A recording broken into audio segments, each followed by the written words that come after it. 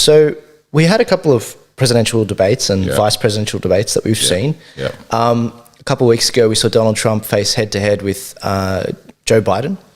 What are your thoughts on that one? And then after that, we'll talk about the VP debate. Well, I'll tell you something interesting, Joel. If you want, the purpose of a national leaders debate is to win over voters. Okay, sounds very elementary, but okay.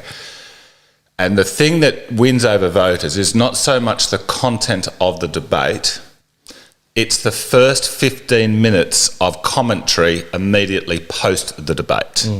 So I like to watch the first 15 minutes on Fox News, and I like to watch the first 15 minutes on either MSNBC or CNN.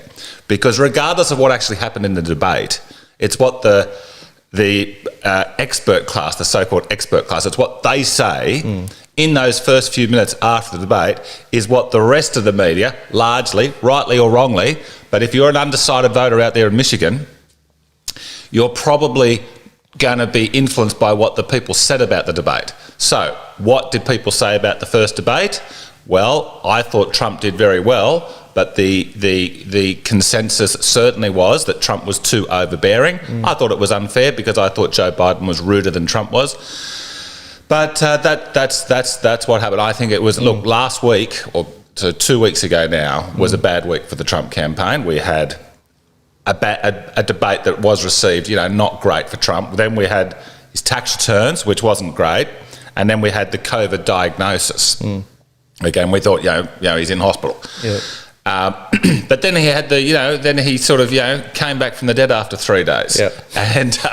And he bounced back strongly. And so we haven't had that many polls since he made his impressive comeback. So we'll see what happens there. Yeah, I really think that, on the debate, Joe Biden was actually the first to interrupt, so absolutely. I thought that was actually really bad. Yeah. I did think Trump went for the jugular too much, and I get it. He hasn't been able to face off against someone one-on-one in 4 years, and he's copped all of this abuse. I think he'll pull it back a bit in the next election, just as Mike Pence, with the brilliant record of the Trump administration, he gunned it and he smashed it.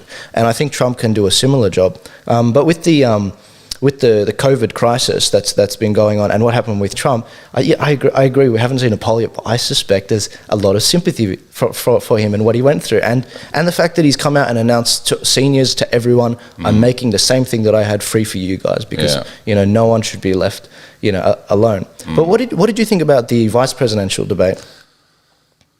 Well, look, Mike Pence is an underutilised asset in the Trump team because he is the perfect VP for Donald Trump, because where Trump is very charismatic and very sort of authentic and loud and obviously a larger-than-life personality, and he's a political novice, you've got Mike Pence, who's and Trump, of course, is a billionaire from New York, very brash. Mike Pence is a conservative evangelical Christian from the Midwest, from Indiana. Okay, and he is a political professional. He's been involved. He's been in, I think he was the governor of Indiana, and he was in Washington DC as a congressman for, I think, 3 terms or something. So he really, and he never says a wrong thing. There's never any scandals about Mike Pence. And as we saw this week, he's pretty good on his feet. Yeah, he used to be, before politics, I think for a period he was a talkback radio host. Yeah. So you've got to be pretty good sort of thinking if you're in that type of a role. Yeah.